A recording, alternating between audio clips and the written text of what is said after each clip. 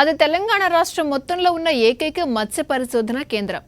అర్ధ శతాబ్దానికి పైగా ఘన చరిత్ర గల సంస్థ. అందులో జరుగుతున్న పరిశోధనలు మత్స్యకారులకు ఏ మేరకు ఉపయోగపడుతున్నాయి?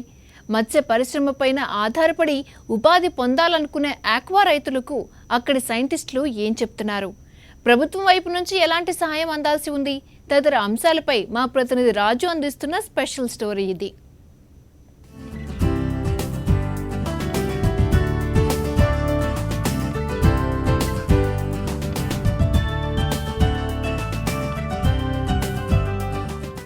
ఇది తెలంగాణ రాష్ట్రంలో ఉన్న ఏకైక మత్స్య పరిశోధన కేంద్రం. ఖమ్మం జిల్లా పాలేరు మండల కేంద్రంలో ఉంది.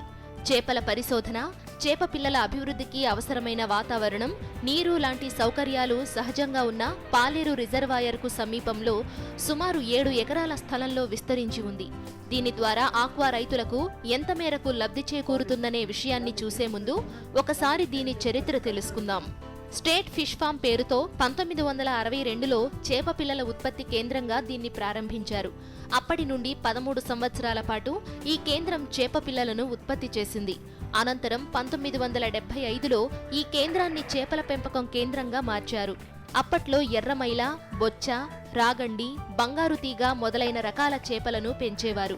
1976లో కేంద్ర ప్రభుత్వ నిధులతో మత్స్య పరిశోధనల కోసం ఇది ఎంపికైంది. దానితో ఈ ఫిష్ ఫామ్ లో మొదటిసారిగా కేంద్ర ప్రభుత్వ పథకం క్రింద కొర్రమీను చేపలను ఉత్పత్తి చేయడం, వాటి పిల్లలను అభివృద్ధి చేయడం, వాటికొచ్చే జబ్బులను నయం చేయడంపై పరిశోధనలు జరిగేవి.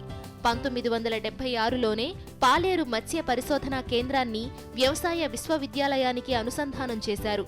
అప్పటి నుండి ఆంధ్రప్రదేశ్ వ్యవసాయ విశ్వవిద్యాలయ ఆధ్వర్యంలో సుమారు 20 సంవత్సరాల పాటు కేంద్ర ప్రభుత్వ నిధులతోటే కొర్రమీను చేపలపై అనేక పరిశోధనలు చేశారు. చేప పిల్లల అభివృద్ధి, పెంపకం, వాటికొచ్చే వ్యాధులకు వ్యాక్సిన్, మందులు, ఆహారం మొదలగు వాటిపై పరిశోధనలు చేసి అభివృద్ధి పరిచారు. 1995లో స్టేట్ ఫిష్ ఫామ్ పేరును మత్స్య పరిశోధనా స్థానంగా మార్చారు. 2004 వరకు ఇదే పేరుతో ఇక్కడ చేపల పెంపకం, అభివృద్ధిపై అనేక పరిశోధనలు జరిగాయి. ఈ ఫామ్లో తయారయ్యే చేప పిల్లలను ఇక్కడ సమీపంలోని పాలేరు జలాశయంలోనూ ఇంకా ఇతర చెరువులు, ప్రాజెక్టుల్లో వదిలేవారు. దశాబ్దాలుగా ఇక్కడ జాలర్లు సొసైటీలుగా ఏర్పడి ఈ చేపలను పట్టుకుని జీవిస్తున్నారు. 2005లో ఈ మత్స్య పరిశోధన స్థానాన్ని తిరుపతిలోని శ్రీ వెంకటేశ్వర వెటర్నరీ యూనివర్సిటీకి అనుసంధానం చేశారు. అప్పటి నుండి 2014లో తెలంగాణ రాష్ట్రం ఆవిర్భవించే వరకు ఈ మత్స్య పరిశోధన స్థానం శ్రీ వెంకటేశ్వర వెటర్నరీ యూనివర్సిటీలో అంతర్భాగంగా కొనసాగింది. తెలంగాణ రాష్ట్రం ఏర్పడ్డ తరువాత 2014 నవంబర్లో శ్రీ పివి నరసింహారావు తెలంగాణ రాష్ట్ర పశువైద్య, మత్స్య విశ్వవిద్యాలయ పరిధిలోకి తీసుకువచ్చారు.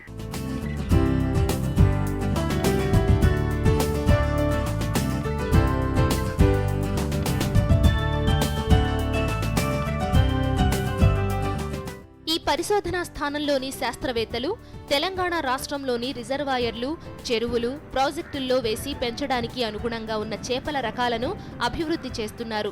రాష్ట్ర వాతావరణ పరిస్థితులకు అనుకూలంగా ఉన్న కొన్ని రకాల చేపలను అభివృద్ధి చేసి గత సంవత్సరం 1,00,000 చేప పిల్లల వరకు విక్రయించారు. ఈ సంవత్సరం ఇప్పటి వరకు 22 లక్షల చేప పిల్లలను ఉత్పత్తి చేశామని సైంటిస్టులు చెబుతున్నారు. ఈ మత్స్య పరిశోధనా స్థానంలో చైనీస్ హేచరీ నిర్మాణం పూర్తయినట్లయితే 1 కోటి పిల్లల వరకు ఉత్పత్తి చేయగలమని శాస్త్రవేత్తలు తెలిపారు. తెలంగాణ ఆక్వారంగ అభివృద్ధికి తమ పరిధిలో కృషి చేస్తామని అంటున్నారు. కొరమేను పిల్లల పెంపకము, కొరమేను చేపల పెంపకము, వీటిపైన చేసిన పరిశోధనని కొద్దిగా మార్పు తీసుకురావాలనుకున్నాము. ఎందుకంటే మన తెలంగాణ రాష్ట్రంలో ఉండే వివిధ రిజర్వాయర్లను చేప పిల్లలని వేసి పెంచడము, పెంచిన తర్వాత వాటి ఉత్పత్తిని అమ్మడం ద్వారా రైతులకు ఎంతో మేలు చేయాలనేసి ఈ రాష్ట్ర ప్రభుత్వం ఒక సంకల్పించింది. దాని ప్రకారం ప్రస్తుతానికి మేము 2 రకాల ప్రత్యామ్నాయంగా వేరే రకాల చేపల్ని, కొన్ని అంశాలు అవిటిలో చాలా బాగున్నాయి, అంటే పెరుగుదల గురించి కానీ అవిటి గురించి, అందుకని అవిటిపైన ఒకటేమో రెడ్ తిలాపియా, ఇంకొకటేమో అమూర్ కార్ప్, ఈ 2 చేపలపైన పరిశోధన మొదలుపెట్టాము. అలాగే వివిధ రిజర్వాయర్లో చేపల పెంపకం అధిక స్థాయిలో పిల్లల్ని వేసి ఉత్పత్తి చేయడం కోసం మనం ఏం చేస్తున్నామంటే ఇప్పుడు దానికి కూడా కొద్దిగా సహకారం చేయాలనేసి చేప పిల్లల్ని కూడా ఉత్పత్తి చేస్తున్నాం.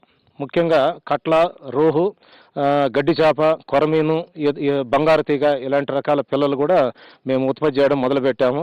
గత సంవత్సరం అయితే 1,00,000 పిల్లలు మాత్రమే ఉత్పత్తి చేయగలిగాము. ఈసారి మా అధికారులు ఇచ్చిన ప్రోత్సాహంతో 22 లక్షల పిల్లల దాకా ఉత్పత్తి చేశాము. అయితే మాకు ఇక్కడ కొన్ని సదుపాయాలు కల్పించగలిగితే ఇంకా చేయగలుగుదామనేసి ఒక ఆశ బాగుంది. ఈ విషయాన్ని మా అధికారులు కూడా దృష్టికి తీసుకొచ్చాము. గత 3 దశాబ్దాలుగా కొర్రమేను చేపలపైన మాత్రమే పరిశోధనలు చేసిన ఈ మత్స్య పరిశోధనా స్థానంలో ప్రస్తుతం 9 రకాల చేపలపై పరిశోధనలు చేస్తున్నారు. ఈ శాస్త్రవేత్తలు కేవలం పరిశోధనలకే పరిమితం కాకుండా ఇక్కడ రైతులకు చేపల సాగులో తగిన సలహాలు, శిక్షణ కూడా ఇస్తున్నారు. విద్యార్థులకు, జాలర్లకు, చేపల సాగు రైతులకు ప్రత్యేక సెమినార్లు నిర్వహిస్తున్నారు.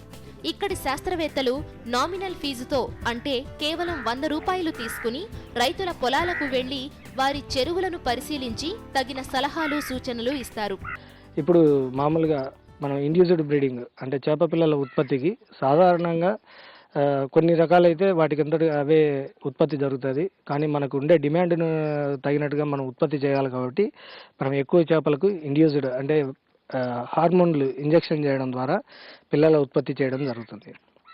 నార్మల్గా ఈ బ్రీడింగ్లో 1:2 ఒక ఆడచేపకు 2 మగ చేపల నిష్పత్తిలో తీసుకొని 1 కేజీ చేప బరువుకు 1 ml చొప్పున ఇంజెక్షన్ చేయడం జరుగుతుంది. ఇంజెక్షన్ చేసిన తర్వాత బ్రీడింగ్ హాపాలో వదిలి 12 గంటల తర్వాత మనము బ్రీడర్స్ను సపరేట్గా చేయవలసి ఉంటుంది. చేసిన తర్వాత ఎగ్ తీసుకొని ఓపెన్ హాపాలో వేయడం జరుగుతుంది. అక్కడి నుంచి 12 గంటల సమయం తర్వాత మనకు స్పాన్ అంటే మొదటి స్టేజ్ అన్నమాట చేప పిల్లల ఉత్పత్తి జరుగుతుంది. అక్కడి నుంచి ఫ్రై వరకు 30 డేస్, అక్కడి నుంచి ఫింగర్లింగ్ 60 డేస్ వరకు పెంచి తర్వాత మనము దగ్గరలో ఉండే చిన్న చిన్న రైతులకు సప్లై చేయడం జరుగుతున్నది.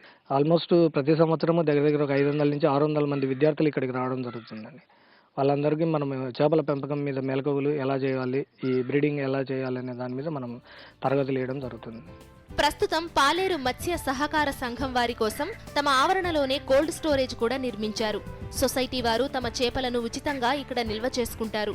కొంతకాలం తర్వాత నిర్వహణ బాధ్యతను కూడా సొసైటీకే అప్పగిస్తామని సైంటిస్టులు చెప్పారు. తెలంగాణలో ఉన్న ప్రతి చెరువుకు మత్స్యకారుల సొసైటీ ఉందని, భవిష్యత్తులో అందరికీ అన్ని సొసైటీలకు చేప పిల్లలను అందించాలన్నదే తమ లక్ష్యమని ఇక్కడి శాస్త్రవేత్తలు చెబుతున్నారు. రైతులు కమర్షియల్ గా చేపల పెంపకాన్ని చేపట్టడానికి అనువైన మంచి దిగుబడినిచ్చే రకాలను అభివృద్ధి చేస్తున్నామని చెప్పారు. ప్రస్తుతం చైనా 107 రకాలతో చేపలతో ఉత్పత్తిలో ప్రపంచంలో మొదటి స్థానంలో ఉండగా భారత్ కేవలం 21 రకాలతో చేపల ఉత్పత్తిలో 2వ స్థానంలో ఉందని, మన ప్రభుత్వం దీనిపై మరింత శ్రద్ధ పెట్టినట్లయితే మరిన్ని రకాలను అభివృద్ధి పరచడం ద్వారా మనం చేపల ఉత్పత్తిలో ప్రపంచంలోనే అగ్రస్థానం చేరుకోవచ్చని ఇక్కడి శాస్త్రవేత్తలు ధీమా వ్యక్తం చేస్తున్నారు. మన దేశంలో నుండి కార్పు చేపలతో పాటు వివిధ రకాల చేపల పెంపకం సంబంధించినటువంటి విభాగం ఇక్కడ చేపడుతూ ఉన్నారు. దీంట్లో ముఖ్యంగా 3 రకాలు ఉంటాయి. ఒకటి యాజమాన్యంలో చూసుకున్నట్లయితే నీటి యాజమాన్యము, మేత యాజమాన్యము, ఆరోగ్య యాజమాన్యం ఉన్న 3 అంశాలు ఉంటాయి. దీనికి తగ్గట్టుగా నేను ఆక్వాకల్చర్ విభాగంలో పనిచేస్తూ మా యొక్క హెడ్ గారి ఆదేశాలకు అనుగుణంగా, అదేవిధంగా యూనివర్సిటీ ఆదేశాలకు అనుగుణంగా ఈ శాస్త్రీయపరమైనటువంటి యాజమాన్య విధానాన్ని చేపడుతూ ఉన్నాము. దీంట్లో ప్రతి వారం కూడా నీటి నమూనాలు తీసుకొని ప్రతి వారం ఆ నీటి నమూనా ఏ రకంగా ఉంది, శాస్త్రీయంగా ఉందా లేదా అన్నది ఒకటి. మరియు అలాగే మేతకు సంబంధించి ఒక్కొక్క చెరువులో ఎంత బయోమాస్ ఉన్నది, అనగా ఎంత నెంబర్ ఉంది, చేప చెరువు విస్తీర్ణాన్ని బట్టి ఎంత నెంబర్ ఉంది, దానికి తగ్గట్టుగా మేత యాజమాన్యం, దానితో పాటుగా ఆరోగ్య యాజమాన్యం అన్న విధానాలు చేసుకుంటూ ఇక్కడ చేపడుతున్న ప్రయోగాలలో వివిధ రకాల ప్రత్యామ్నాయ జాతులు ఉన్నాయి. మొదటగా మన దేశంలో ఇప్పటివరకు కూడా అమల్లో ఉన్నటువంటి కట్ల, రోహు, మృగాల అన్న 3 రకాలే ఉన్నాయి. దానికి తగ్గట్టుగా అవే కాకుండా ఇంకా మిగిలిన వాటికి కూడా వాటి యొక్క ఆవశ్యకత ఉంది కాబట్టి ఆ చేపల వాటిపైన కూడా ఇక్కడ పరిశోధనలు చేపడుతూ ఉన్నాము. ఇది విద్యార్థులకు తోడ్పడుతుంది, అదేవిధంగా రైతులకు ఉపయోగపడుతుంది. అదేవిధంగా పరిశోధనలో అగ్రగామిగా సాధిస్తూ పరిశోధనలు చేస్తూ మన యూనివర్సిటీ యొక్క అభివృద్ధికి కూడా తోడ్పడుతూ రైతులకు కూడా ఎంతో ఉపయోగపడుతూ ఉంది. ప్రస్తుతం ఈ మత్స్య పరిశోధనా స్థానంలో పరిశోధనలకు 3 సైంటిస్టులు మాత్రమే ఉన్నారు.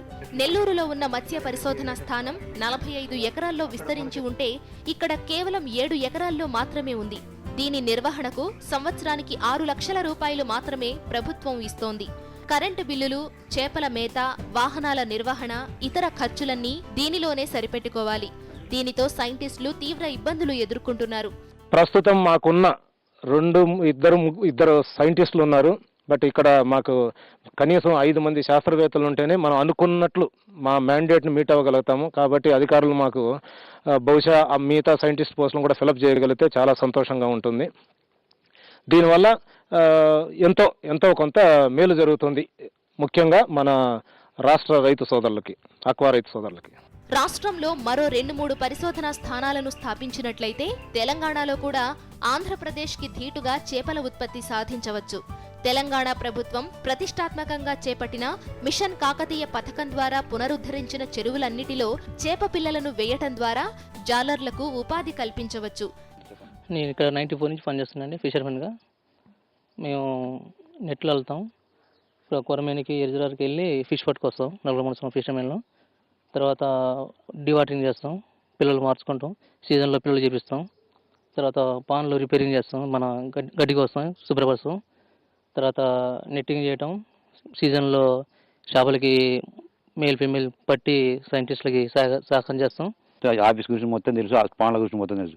ప్రతి సైంటిస్ట్ కూడా నన్ను అడిగి తెలుసుకుంటారు, వాళ్ళకు కూడా నేను సహకరిస్తాను. ప్రతి సంవత్సరం కూడా ఇంజక్షన్ మన బ్రీడింగ్ టైంలో జూన్ మాసంలో పిల్లలు చెప్పించిన వాళ్ళకి సహకరించి చాలా పని చేయగలుగుతున్నాం. మ్యాథ్ వేస్తుంటాం, ఇంజక్షన్లు అందిస్తుంటాం, ఇంజక్షన్లు వేయడం కూడా చెప్తుంటాం ఒక అవసరం వచ్చినప్పుడు.